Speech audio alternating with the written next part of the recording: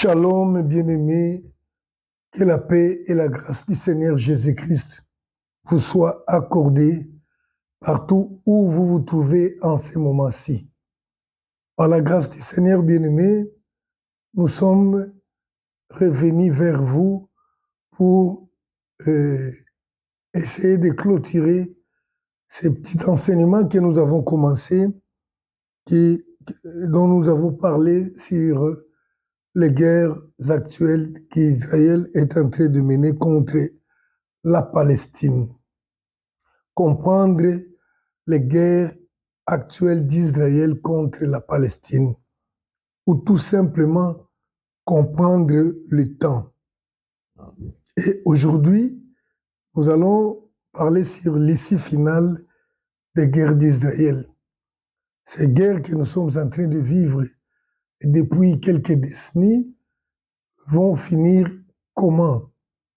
Parce qu'elles sont déjà là, et nous, les enfants de Dieu, nous sommes ceux qui sont éclairés par la parole de Dieu, qui comprennent les temps. Comme je le disais dernièrement, qu'il est important pour nous de comprendre tout ce qui se passe en Israël du côté de la Palestine. Pourquoi? Parce que tous nous sommes concernés, que vous soyez chrétien ou pas chrétien, que vous soyez, je ne sais pas de quelle nation, tous nous sommes concernés par ce qui se passe en Israël. D'abord, pourquoi? Nous l'avons dit, que la Bible nous démontre, dans Deutéronome chapitre 32, verset 8, que lorsque le Seigneur Dieu donna l'héritage à toutes les nations du monde, il le fait en rapport avec le nombre des enfants d'Israël. C'est-à-dire que le Dieu créateur des cieux et de la terre, le créateur des hommes, c'est lui qui a décidé que chaque peuple ait sa nation à lui. Lorsqu'il décida de partager les terres aux enfants des hommes, Dieu les fit en fonction du nombre des enfants d'Israël. Donc, c'est-à-dire que les enfants d'Israël avaient une part importante dans la pensée de Dieu. Et d'ailleurs, le Seigneur dit que car Israël, c'est sa portion, c'est le peuple qu'il s'est choisi. Néanmoins, il n'a pas donné de grandes étendues à Israël. Il n'a pas donné des terres très fertiles, riches en minerais comme il a fait aux Congolais. Mais il a donné sa portion, ce qu'il voulait à Israël. Mais aujourd'hui, nous sommes en train de vivre des choses un peu bizarres. C'est Israël dont la Bible nous a tant vanté d'être le peuple de Dieu, se trouve confronté à une contestation terrible sur les terres où Dieu les a données. Les Palestiniens, les Arabes ne comprennent pas, n'acceptent pas. Ils considèrent Israël sur ces terres comme étant des étrangers, des voleurs des terres. C'est là le grand problème. Cela doit nous interpeller, nous les chrétiens, nous qui servons l'éternel Dieu, le créateur des cieux et de la terre, par le nom de Jésus-Christ. Nous devons comprendre, parce que la Bible dit clairement que le salut vient des Juifs. Les Juifs que Dieu a choisis d'abord comme son peuple, qui est considéré aujourd'hui comme la référence, si ce peuple à qui Dieu dit que lorsqu'il partagea, lorsqu'il fit le partage des terres au peuple de la terre, il les fit en fonction d'Israël. Mais aujourd'hui, les terres d'Israël sont contestées. Cela doit nous interpeller, bien-aimés, en quoi? Parce que si aujourd'hui nous servons le Seigneur, nous avons reçu des promesses de Dieu, nous devons comprendre que les promesses de Dieu sont liées au respect de sa parole. Donc, ces réalisations sont liées au respect de sa parole. Si nous ne respectons pas les engagements pris, l'alliance faite avec le Seigneur, nous serons déchis. Nous attendons le royaume des cieux. Nous attendons parfois des bénédictions terrestres, dans un domaine ou dans un autre.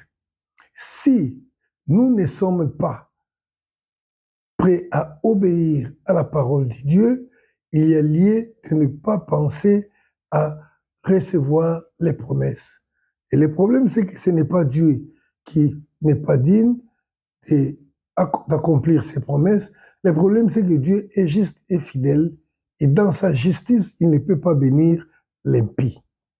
Et nous avons démontré, nous l'avons dit que ce qu'Israël est en train de vivre et de subir aujourd'hui, c'est quelque chose qui était dans les clauses de l'alliance que Dieu avait conclue avec elle. Le Seigneur avait dit à Israël que lorsque vous obéirez à ma voix, vous serez bénis. Et là, nous avons lu Deutéronome chapitre 28, à partir du premier verset jusqu'au 14. Le Seigneur accorde deux bénédictions. À partir du verset 15 de Deutéronome 28, nous voyons les malédictions qui découleront dans la désobéissance d'Israël envers l'alliance, envers la parole de Dieu. Et là, nous avons retenu des choses importantes, des choses dont nous avons vu qui sont dures dans les châtiments que Dieu a donnés en Israël. Et nous avons dit ceci, que le châtiment de Dieu n'est pas le rejet total d'Israël. C'est de la même façon que nous, les parents que nous sommes, des bons parents savent châtier leurs enfants. Lorsque les parents châtient son enfant, cela ne signifie pas qu'il a abandonné ou il a rejeté son enfant. Le problème, c'est que le châtiment a un caractère éducatif. C'est juste pour éduquer l'enfant, pour que l'enfant puisse revenir dans les bons chemins. C'est ainsi nous voyons que le Seigneur qui avait prévu les châtiments en Israël, les grands que j'ai mentionnés ici, c'était d'abord, il leur a dit dans Deutéronome 28, qu'Israël sera frappé des délires, des garements d'esprit, s'il n'obéissait pas à la parole de Dieu. Et aujourd'hui, nous voyons cet Israël qui devait être la référence dans les cultes, dans l'obéissance de la parole de Dieu. Nous les voyons, nos frères israéliens aujourd'hui, qui vivent dans l'immoralité. Le monde appelle ça la démocratie, mais ce n'est pas ça devant Dieu, c'est l'immoralité. Dans les pays d'Israël, il y a les gays, les homosexuels qui peuvent manifester, vivre normalement comme si de rien n'était, alors que nous voyons comment Dieu condamnait ça. Nous vivons un égarement d'esprit dans Israël aujourd'hui. Aujourd'hui, Israël n'est plus le lieu de sanctification, c'est le lieu où les gens vont pour chercher les fétiches, pour recevoir des puissances occultes des diables. C'est comme beaucoup de pasteurs aujourd'hui qui sont entrés dans ce qu'on appelle la cabale juive pour avoir beaucoup d'argent, pour avoir les succès, la gloire, alors que Israël, Jérusalem, était censé donner la sanctification. Nous avons vu également, nous avons dit que les grands problèmes, les grands dangers de cette guerre, c'est Jérusalem. C'est Jérusalem que Dieu avait choisi dans sa relation avec Israël d'être le lieu où il devait faire résider son nom. J'étais d'abord en train de parler sur les châtiments. Les plus grands châtiments, il y avait, à part les délires d'Israël, l'égarement d'esprit, il y avait aussi ce que nous appelons la déportation. Et comme je le disais que le châtiment a toujours sa limite, le Seigneur avait prévu qu'il retournera Israël sur ses terres. Et nous avons vu dans Ézéchiel, à partir du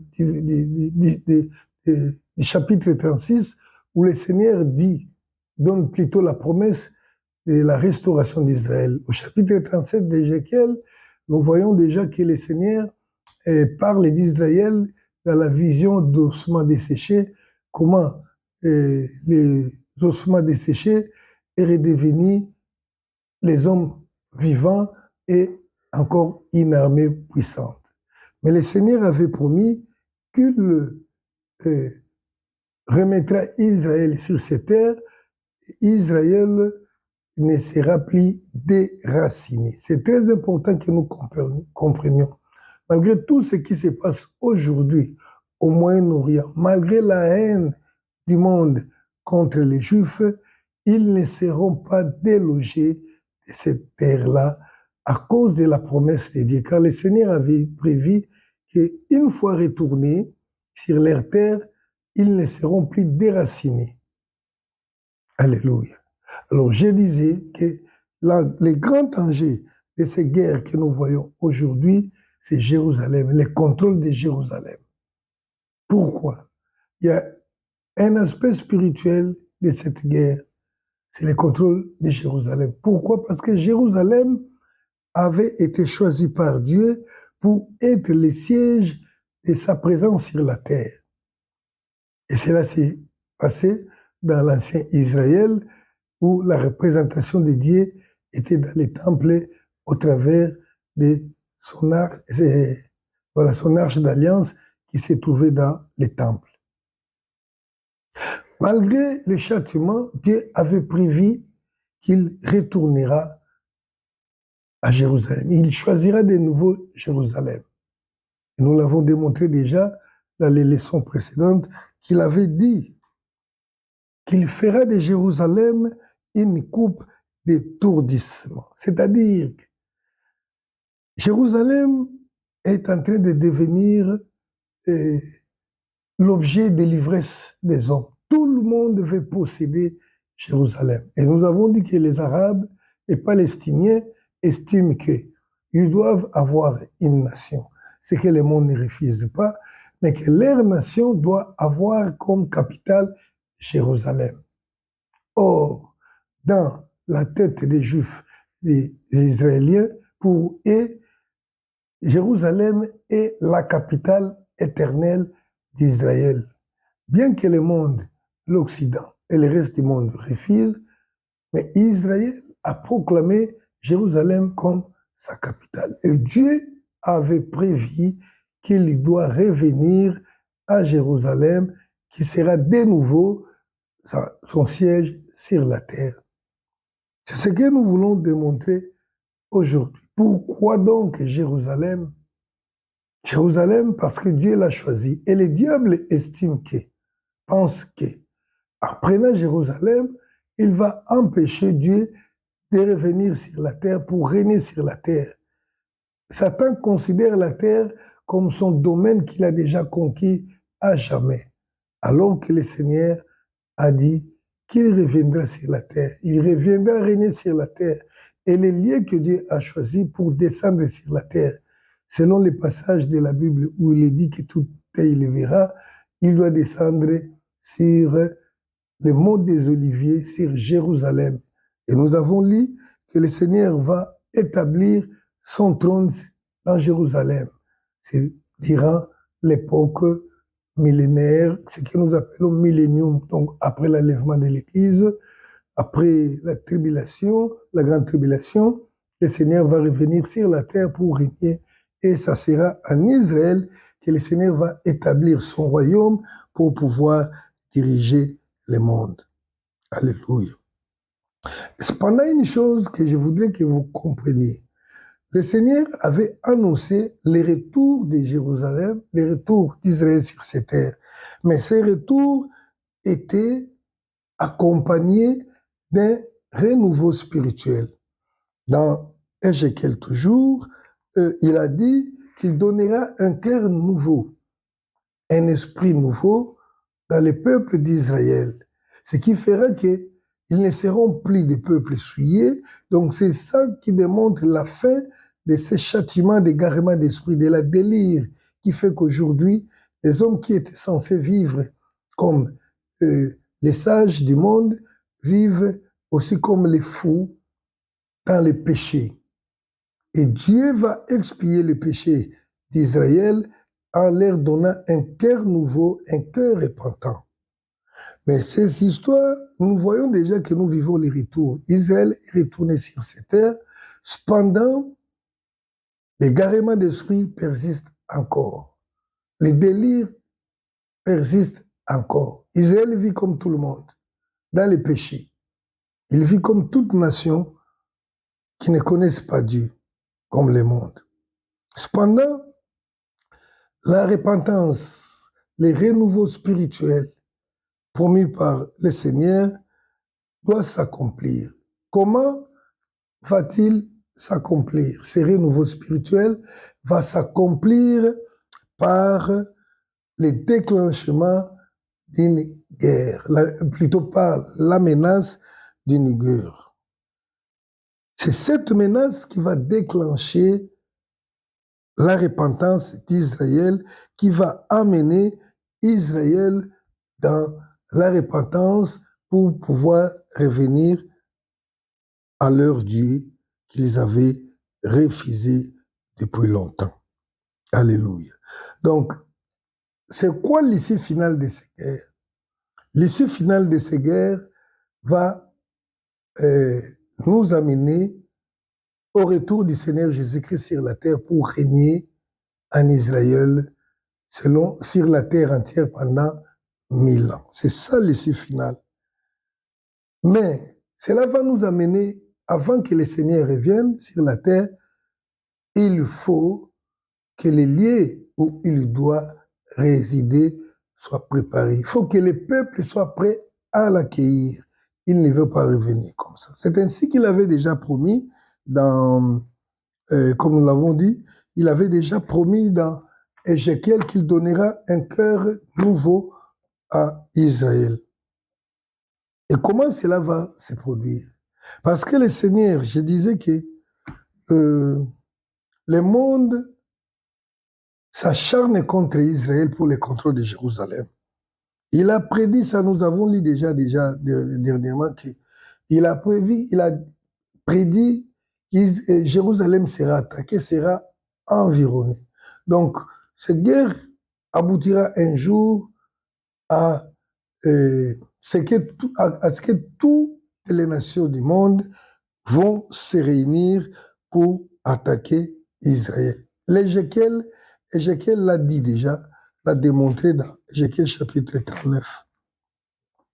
Chapitre 39, verset 1 jusqu'à 4. Je vais lire contre Seigneur Jésus-Christ. Et toi, fils de l'homme, prophétise contre Gog, tu diras ainsi par l'Éternel, voici j'envoie à toi Gog, prince des roches, des Méchèques et des Tubal. Je t'entraînerai, je te conduirai, je te ferai monter des extrémités du septentrion, et je t'amènerai sur les montagnes d'Israël. J'abattrai ton arc de ta main gauche, et je ferai tomber des flèches de ta main droite. Tu tomberas sur les montagnes d'Israël, toi et toutes tes troupes. Et le peuple qui seront avec toi, aux oiseaux des proies, à tout ce qui a des ailes, aux bêtes et aux bêtes des champs, je te donnerai pour pâtir. J'ai lu Ézéchiel 39, verset 1 jusqu'à 4. J'ai dit, Ézéchiel a commencé d'abord à prédire la promesse du retour. Dans 36. 37, Ézéchiel a reçu la vision de la renaissance de l'État d'Israël, qui était les ossements desséchés. Donc Israël qui s'était éparpillé va redevenir une nation. Cela s'est accompli. Mais après qu'Israël soit rétabli sur ces terres, Ézéchiel annonce une guerre. D'où viendra cette guerre? La Bible dit qu'il y a un peuple qui s'appelle Gog. Ainsi parle, prophétise contre Gog. Tu diras, ainsi parle l'Éternel, voici j'envoie à toi Gog, prince des roches, des Méchèques et des Tubal. La Bible nous montre un peu la localisation de ce peuple. Il dit qu'il viendra des septentrions, donc du nord. Alors, les érudits de la Bible nous renseignent que ce peuple dont on appelle les princes roches, c'est bien la représentation de la Russie. prince des roches de Méchec. Et ces Méchec-là semblerait être Moscou. En fait, nous sommes en train de constater aujourd'hui l'accroissement de la puissance militaire de la Russie. De ce côté-là, je peux dire, sans crainte d'être contredit par qui que ce soit, que la Russie est une grande puissance. Et nous vivons comment aujourd'hui la Russie est en train d'entrer et a fait l'alliance avec l'Iran. Or, l'Iran, c'est un peuple, anciennement la Perse, parmi les ennemis d'Israël qui girent sur la destruction d'Israël. Non pas seulement l'Iran, le peuple de Moscou, de la Russie, est en train de s'allier avec tous les ennemis d'Israël. Et nous savons par le passé, à la guerre de 1967 contre Israël, les Arabes s'étaient alliés à Moscou, c'est-à-dire à la Russie, à ce pays de Gog, pour faire la guerre contre Israël. Cela ne va pas s'arrêter, parce que cette alliance va continuer. Et nous le savons même aujourd'hui, idéologiquement, même l'Europe ne soutient pas Israël. Il est contre Israël. Donc il y a une guerre qui va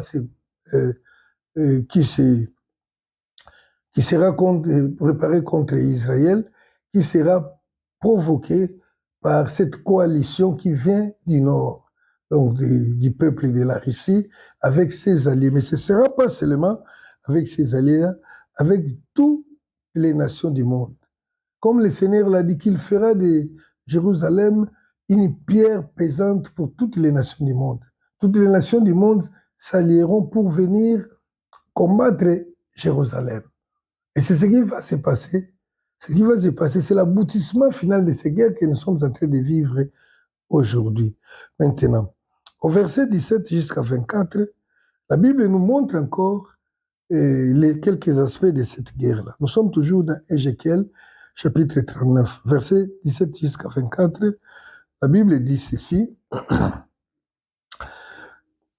La Bible nous montre quelques indications qui vont nous permettre de comprendre cette guerre-là, qui c'est réellement les guerres du temps de la fin du monde. Et toi, fils de l'homme, ainsi parle le Seigneur l'Éternel, dis aux oiseaux, à tout ce qui a des ailes et à toutes les bêtes des champs. Réunissez-vous, venez, rassemblez-vous de toutes parts pour les sacrifices où j'immole pour vous des victimes. Grand sacrifice sur les montagnes d'Israël. Vous mangerez de la chair et vous boirez du sang. Vous mangerez de la chair des héros et vous boirez le sang des princes de la terre. Béliers, agneaux, boucs, taureaux engraissés sur les bassins. Vous mangerez de la graisse jusqu'à vous en rassasier. Et vous boirez du sang jusqu'à vous enivrer. À ces festins, des victimes que j'immolerai pour vous. Voilà. Le Seigneur est en train de nous montrer. Je me suis arrêté au verset 20. Non, je peux continuer. 21, 20. Vous vous rassasierez à ma table de la chair des chevaux et des cadavres, de la chair des héros et de tous les hommes de guerre, dit le Seigneur, l'Éternel. Je manifesterai ma gloire parmi les nations, et toutes les nations verront les jugements que j'exercerai et les châtiments dont ma main frappera. La maison d'Israël saura que je suis l'Éternel, son Dieu, dès ces jours et à l'avenir.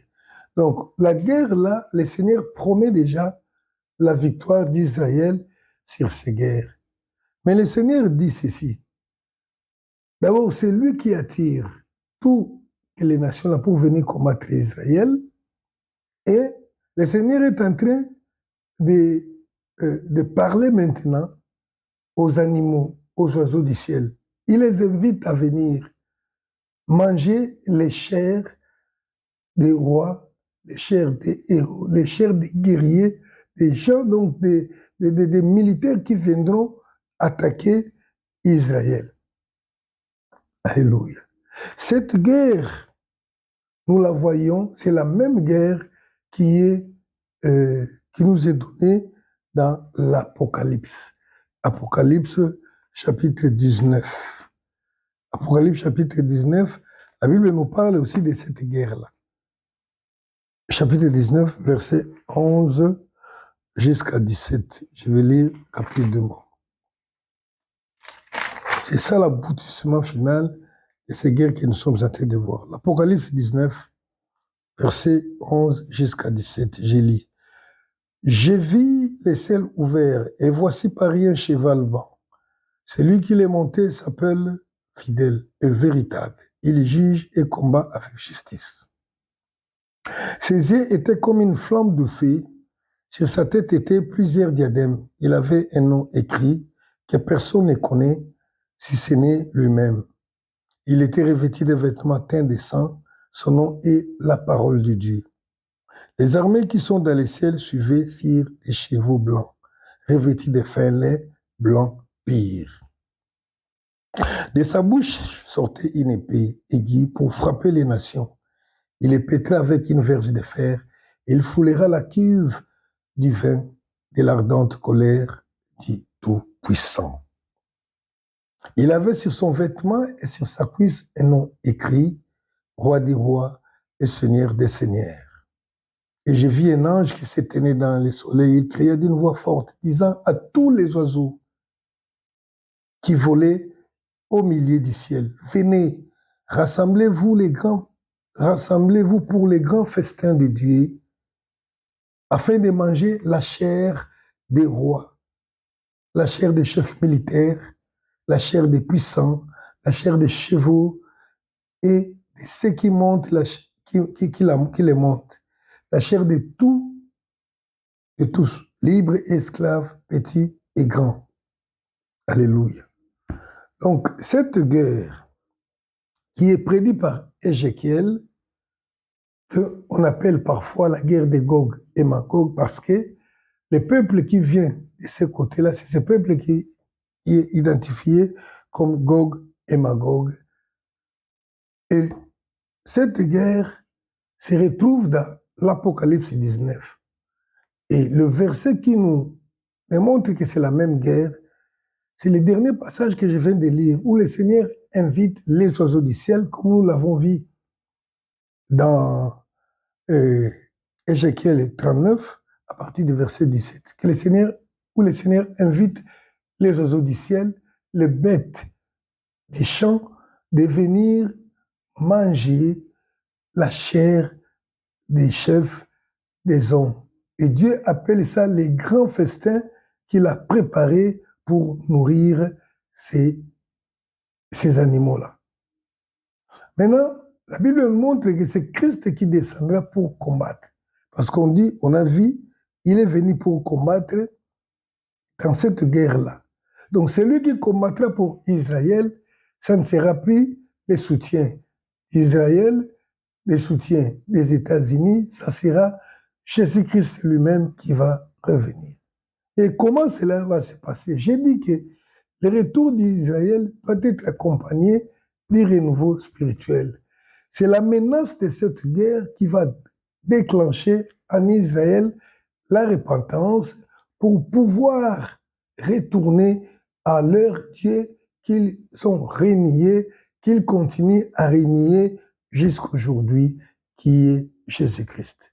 Cela est démontré, cela est décrit dans Zacharie chapitre 12. Zacharie chapitre 12, à partir déjà du verset 2. Et toi, nous allons lire oracle, parole de l'Éternel sur Israël. Ainsi parle l'Éternel qui a étendu le ciel et fondé la terre et qui a formé l'esprit de l'homme au-dedans de lui. Verset 2. Voici, je ferai de Jérusalem une coupe d'étourdissement pour tous les peuples d'alentour et aussi pour Juda dans les sièges de Jérusalem. En ces jours-là, je ferai de Jérusalem une pierre pesante pour tous les peuples, tous ceux qui la soulèveront seront meurtris et toutes les nations de la terre s'assembleront contre elle. C'est de cette guerre-là. Donc, parce que ces guerres ne vont pas s'arrêter, jusqu'à ce que cette coalition s'efface. Cette coalition qui est appelée Gog et Magog, parce qu'elle sera initiée par le prince de la Russie, le prince des roches, de Moscou ou de Méchec. Avec toutes les nations du monde, ils viendront pour combattre Jérusalem. Et vous savez, en d'autres termes, lorsqu'on parle de la capitale d'une nation, on parle de la nation entière. Par exemple, qu'on peut dire aujourd'hui, dans la politique du monde, nous savons, Paris a dit ceci, Kinshasa a dit, Washington a dit, cela signifie que c'est la France, le Congo ou bien les États-Unis. Et lorsqu'on parle de Jérusalem, nous voyons Israël, parce qu'il est appelé par les Juifs la capitale éternelle. Que le monde le veuille ou pas, et ça restera comme ça. Et Dieu dit qu'il fera de Jérusalem une pierre pesante. C'est-à-dire que Jérusalem sera l'objet de convoitise. Tout le monde viendra pour combattre, toutes les nations, comme on vient de le dire ici. Et en ce moment-là, lorsque toutes les nations du monde vont se coaliser contre Israël, cela va susciter en Israël la crainte, la peur et la disparition. Car la Bible dit que ce sera toutes les nations. Donc, même les États-Unis, qui soutiennent Israël aujourd'hui, sera du côté de toutes les nations pour pouvoir combattre cet Israël. Et cela va déclencher en Israël un esprit de la repentance, un esprit de grâce, un esprit de supplication. Zacharie chapitre 12, versets 8 jusqu'à 14, je vais lire. En ces jours-là, l'Éternel protégera les habitants de Jérusalem. Et les faibles parmi eux seront dans ces jours comme David. La maison de David sera comme Dieu, comme l'ange de l'Éternel devant eux. 9. En ce jour-là, je m'efforcerai de détruire toutes les nations qui viendront contre Jérusalem. Déjà, nous avons vu que c'est Jésus qui va détruire toutes les nations-là. Et comment ça va se passer? Verset 10, la Bible dit ceci. Alors je répandrai sur la maison de David et sur les habitants de Jérusalem un esprit de grâce et de supplication. Et ils tourneront les regards vers moi, celui qu'ils ont percé. Ils plairont sur lui comme on plaire sur un fils unique. Ils plairont amèrement sur lui comme on plaire sur un premier-né. En ces jours-là, le deuil sera grand à Jérusalem comme le deuil d'Adrionom dans la vallée de Megiddo. Le pays sera dans le deuil, chaque famille séparément. La famille de la maison de David séparément et les femmes à part. La famille de la maison de Nathan séparément et les femmes à part. La famille de la maison de Lévi. Donc, toutes les familles. Lorsqu'Israël sera attaqué, lorsqu'il verra qu'il ne peut plus, il n'y a plus de soutien, plus d'espoir pour lui, c'est en ce moment-là, la Bible dit qu'ils se retourneront à leur Dieu qu'ils avaient transpercé. C'est une action déclenchée par Dieu lui-même, parce que Dieu lui dit qu'il donnera aux habitants de Jérusalem un esprit de grâce et de supplication. C'est cet esprit de grâce qui est aujourd'hui dans l'Église, qui fait que on vous prêche Jésus-Christ et vous acceptez. Comme Israël a été frappé de la délire et des garments d'esprit, on lui prêche Jésus, il n'accepte pas. Et pourquoi il a été frappé ainsi? Parce que, selon Luc 19, 41 à 43, ils n'ont pas accepté Christ, ils n'ont pas si lorsque Dieu les a visités. C'est Dieu-là, c'est Jésus-Christ. C'est pourquoi la Bible dit ici, ils vont se repentir, ils plairont sur leur Dieu, celui qu'ils avaient transpercé. Or, nous savons bien que en Israël, il y a eu plusieurs condamnés à mort sur la croix, et au temps de Jésus, il n'y avait qu'un seul qui a été transpercé. La Bible dit, nous raconte l'histoire de la crucifixion de Christ, que sur la croix, il a été transpercé dans les côtes. Voilà comment la parole de Dieu, la Bible prophétise avec précision. Et tout Israël plaira. La Bible dit tout Israël plaira, comme on plaire sur la mort d'un premier-né. Ils plairont, ils demanderont pardon à Jésus. Seigneur Jésus, aie pitié de nous. Nous avons péché contre toi. Nous t'avons abandonné. Nous t'avons rejeté. Ils plairont, ils se lamenteront, ils supplieront Jésus-Christ qu'il règne aujourd'hui. Pourquoi? Parce qu'ils verront qu'ils n'ont plus de salut. Et en ce moment-là, l'Église ne sera plus sur la terre. Parce que l'Esprit de grâce, le Saint-Esprit sera parti. Et le Seigneur va se tourner maintenant vers Israël.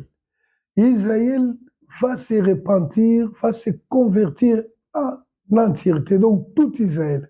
Voilà pourquoi Paul a dit, tout Israël sera sauvé. Mais aujourd'hui, tous ceux qui meurent là-bas, qui tombent dans les champs de bataille, qui meurent naturellement, vont en enfer parce qu'ils n'ont pas accepté Jésus-Christ. Voilà pourquoi le Seigneur dit à l'Église, ce n'est pas le temps de dormir, c'est le temps de prêcher l'Évangile, d'annoncer l'Évangile, même aux musulmans, aux Palestiniens. Oui, je bénis le Seigneur, j'ai suivi la vidéo de l'un des fils du fondateur de Hamas qui a vécu 17 mois dans la prison en Israël. Et là, on l'a prêché Christ, il a accepté Christ. Il a abandonné la guerre. Il témoigne maintenant comment les Hamas combattent Israël inutilement. Il a cru en Jésus-Christ, lui. Il n'est pas devenu juif, il n'a pas cru au judaïsme, il a cru à Jésus-Christ. Il est sauvé. Aujourd'hui, tous ceux qui sont sauvés, c'est simplement ceux qui croient en Jésus-Christ, qui acceptent Jésus-Christ. Ceux qui n'acceptent pas Jésus-Christ, ils ne sont pas sauvés. Voilà pourquoi nous devons prêcher à tout le monde, aux Français, aux Américains, aux Arabes et aux Israéliens. Mais lorsque le temps sera venu, lorsque l'Église sera partie, à l'issue de cette guerre, Israël va se tourner vers Dieu. C'est la raison pour laquelle Jésus-Christ va descendre tel que nous l'avons lu dans Apocalypse 19. Parce que la terre entière, toutes les nations se réuniront pour combattre Israël et Israël va appeler Jésus-Christ. Nous comprendrons que leur Dieu, c'est Jésus-Christ. Ils vont accepter toute la nation en un seul jour. Ainsi, Christ va redescendre. Nous avons lu dans Apocalypse 19 qu'il descend sur la terre accompagné de toute son armée. Et c'est quoi cette armée-là? Cette armée, c'est l'épouse, l'Église qui avait été enlevée, qui est partie et qui va revenir. Parce qu'aujourd'hui, l'Église est fiancée. Ce n'est pas encore l'épouse légitime. Elle est fiancée. À l'enlèvement au ciel, l'Église partira pour aller conclure le mariage. Les noces de l'agneau se feront au ciel. Et comme il est prévu dans le plan de Dieu que l'homme ne se sépare pas de son épouse, lorsque Christ reviendra pour combattre pour Israël, l'Église reviendra avec lui et Christ va rétablir son royaume. C'est à l'issue de cette guerre que Christ va rétablir son royaume sur la terre pendant 1000 ans. Ça sera une très grande bataille dans laquelle le diable sera pris et mis dans la prison, selon ce que la Bible nous dit. C'est cette bataille qui se déroulera sur les lieux appelés Armageddon dans la Bible. Dans la vallée, parfois cette bataille est appelée Armageddon. Pourquoi? Parce que ça va se tenir sur les lieux appelés El Megiddo. El Megiddo, dans la Bible, c'est l'emplacement de ce qu'on appelle Armageddon. Donc, Apocalypse a parlé de cette guerre aussi dans Apocalypse 16, verset 16. Les peuples vont s'y rassembler. Donc, les peuples du Nord et toute la coalition viendront combattre contre Israël dans un lieu appelé El Megiddo, ou bien Armageddon, dans la vallée d'El Megiddo.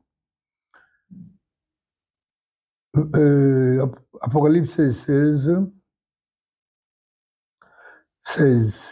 Ils les rassemblèrent dans les lieux appelés en hébreu Armageddon.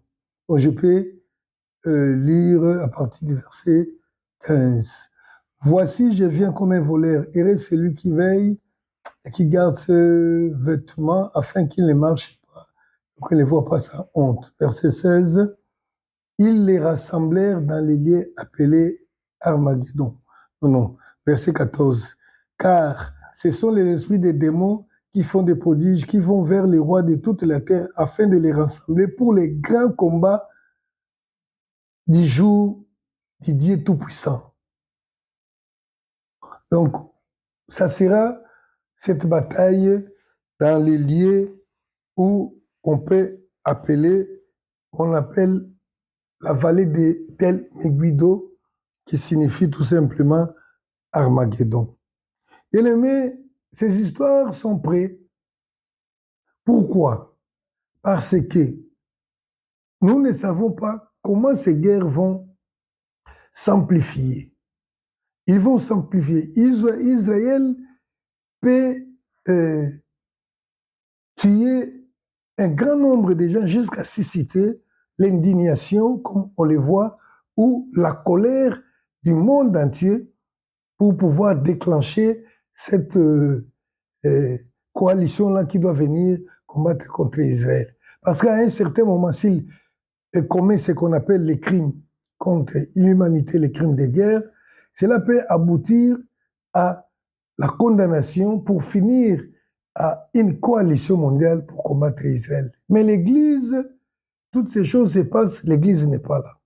Maintenant, aujourd'hui, les guerres que nous vivons aujourd'hui, avant d'arriver à cette guerre finale, ça va nous amener à quoi? Alléluia. C'est là où je voudrais un peu chuter. Je vois que l'enseignement est un peu long, mais nous devons quand même finir cet enseignement-là dans cette partie qui suit.